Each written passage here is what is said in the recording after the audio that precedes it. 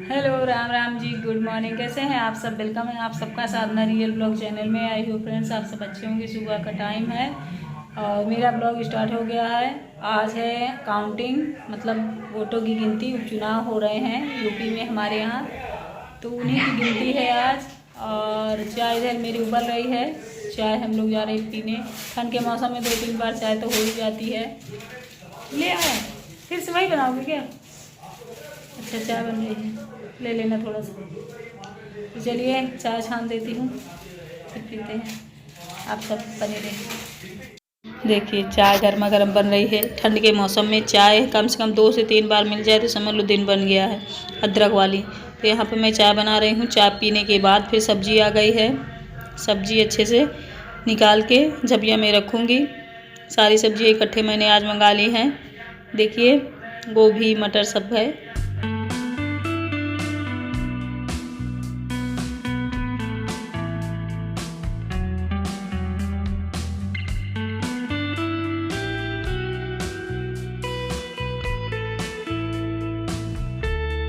सारी सब्जियां रख दूँगी। और हाँ फ्रेंड्स, कल आप लोगों ने देखा होगा लाइव में आई थी नेहा, तो बहुत ज़्यादा रो रही थी। अभी आगे मैं इस विषय में बात करूँगी कि सच में नेहा कुछ करने जा रही है क्या अपनी ज़िंदगी के साथ। वैसे करना तो नहीं चाहिए। इतनी स्ट्रांग है कि एक बेटी को लेके पाल रही थी, तो अभी भी स्ट्रांग बनने का ही समय है। जो भी हुई उससे गलतियाँ या किसी और से, उन्हें अब हटाए, क्योंकि बहुत सारी चीज़ें हमें इग्नोर करनी पड़ती हैं। और फिर पब्लिकली अगर कोई बोल रहा था तो तभी नेहा को वैसे बोलना चाहिए, बट नेहा उस समय चुप रही, वही गलती हो गई उससे। और अब वो अकेले इस मामले को संभाल नहीं पा रही, तो डिप्रेशन में आ गई है। देखो हमें आंसू कब आता है? जब हम बहुत ज़्यादा परेशान हों और कुछ कर ना सके अपने लिए, तभी हमारे आंखों में आंसू आता है, अन्यथा फालतू में आंसू भी नहीं आते हैं फ्रेंड्स। अंदर से जो लोग दुखी होते हैं उन्हीं के आंसू आता है। और तो ड्रामे दिखाने के लिए दुनिया दिखा देती है। बट नेहा के ऊपर मुझे बहुत दया आ रही थी, क्योंकि वो अकेली पड़ गई है, परेशान हो गई है। उनकी जितनी पब्लिक की फ्रेंड थी यूट्यूब की दुनिया से, उन्होंने पाई थी, वो सारी उनके खिलाफ हैं। तो उनको अच्छा नहीं लगा, भाई अकेले परेशान हो रही, रो रही है।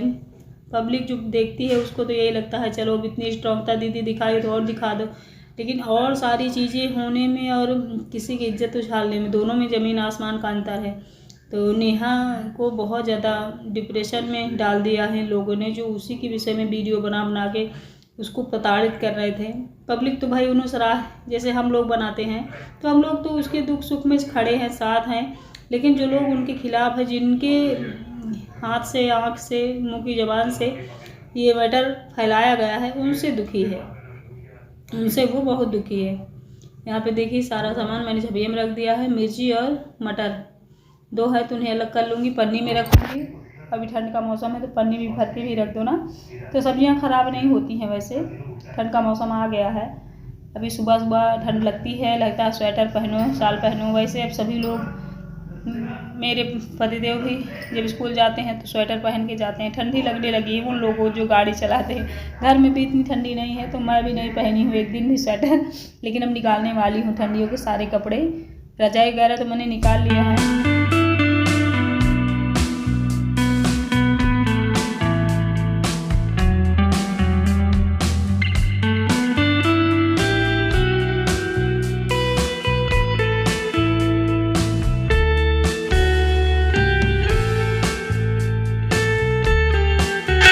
अलमीरा में लगा हुआ है मिरर, तो बच्चे यहाँ देखने के लिए, कंघी करने के लिए आते हैं। हर्ष वही कर रहा है। कुछ मिर्ची सूखी रखी हुई है, तो इन्हें मैं सोच रही हूँ पन्नी में अलग रख दूँ, सुखवा के बुकनी बना लूँगी। बुकनी बनी रहती ठीक रहता है। सलाद है, कभी कभी भरता भी हम बनाते हैं चोखा सिर्फ आलू का, तो उसमें भी बुकी मिर्ची अच्छी लगती है, जो घर में दरदरे पीसी हुई होती है। बाहर से जो हम खरीदते हैं वो बहुत ज़्यादा पीसी रहती है, एकदम महीन, तो वो नहीं मज़ा आती। जो दरदरा पीसा हुआ लाल मिर्च पाउडर होता है वो सबसे बेस्ट होता है, दिखता है और अच्छा लगता है। यहाँ पे चीनी मैंने थोड़ी सी मंगाई थी, तो उसे भी भर दे रही हूँ। फाइनली सब्जियाँ मेरी व्यवस्थित हो गई हैं।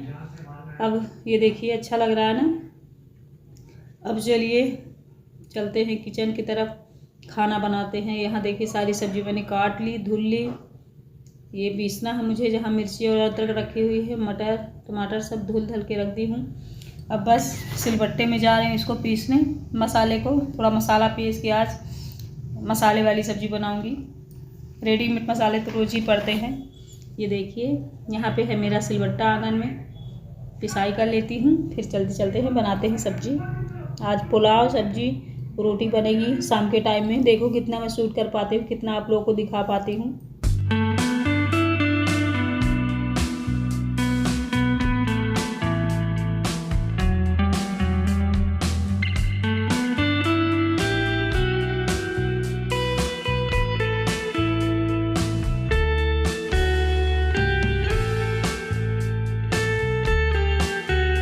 यहाँ पे ये कुछ बोल रहे थे तो इनको मैं बता रही थी, शायद पूछ रहे थे कि रजाई मेरी वाली निकाला कि नहीं। तो उन्हें क्या हुआ फ्रेंड्स, दरवाजे के जस्ट पास तुम लोग लेटते हैं तो हवा आ रही थी, रात को इनको ठंडी लग रही थी। एक कंबल दे दिया था मैंने, तो वही है, मुझे लगता है शिकायत कर रहे हैं, अभी याद नहीं आ रहा लेकिन है वही बात।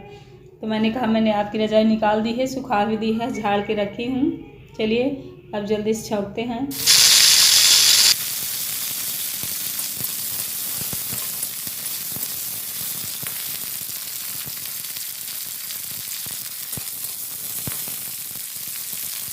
गोभी मैंने तल के रख ली है, इसमें अदरक लहसुन मिर्ची जीरा डाल दी हूँ। अब आलू को डाल दूँगी, आलू को भी अच्छे से लाल होने तक तलूँगी। उसके बाद फिर मटर डालूँगी। ठंड की सब्जियाँ बहुत अच्छी लगती हैं इस मौसम में, बढ़िया टमाटर रहते खट्टे वाले और धनिया बढ़िया रहती है। अभी ताज़ी ताज़ी लोग तो घरों में भी लगा लेते हैं, जगह होती है जिनके। ये देखिए मटर अभी बहुत महंगा है फ्रेंड्स, बट सब्जी अभी ठंड के मौसम में इसी तरह की अच्छी लगेगी, मटर वाली, आलू गोभी। कुछ दिन बाद तो उग जाएंगे, अभी शुरू शुरू है ना तो अच्छा लग रहा है। फिर देखिए मैंने हल्दी मसाले सब डाल दिए हैं। आलू तलने के बाद उसे निकाली हूँ, फिर मसाले भूनी हूँ, प्याज लहसुन अदरक धनिया सूखा जीरा, ये सारी चीज़ें मैंने पीसी थी। अब अच्छे से सब्जी पक गई है तब मैं टमाटर डाल रही हूँ। पक गई का मतलब कि 80% पक गई है, 20% अभी नहीं पकी है। तो टमाटर डाल देंगे तो खट्टापन से कोई प्रॉब्लम नहीं होगी। अगर उस तरह पहले डाल दो तो फिर सब्ज़ी हमारी पकती ही नहीं है। तो ये देखिए यम्मी सी सब्ज़ी लग रही है ना। इसमें पानी डाल देते हैं, सूख बन गई, सूख गई मैं कहने जा रही थी। ये हमारी सब्ज़ी बन गई है। अब बनाऊँगी पुलाव और रोटी खाऊँगी, सो जाऊँगी खा। ये अगला दिन है फ्रेंड्स, अगले दिन की वीडियो है। मुझे सुबह 7 बजे शायद मेरे होम पेज पे, मेरे मोबाइल के होम पेज पे वीडियो आई लाइव में। नेहा ने बताया रो रो कर एक एक बात कि क्या है कैसे है। वो इतना ज़्यादा परेशान है, डिप्रेशन में है, ऐसा उसका देख के मुझे लग रहा था फ्रेंड्स।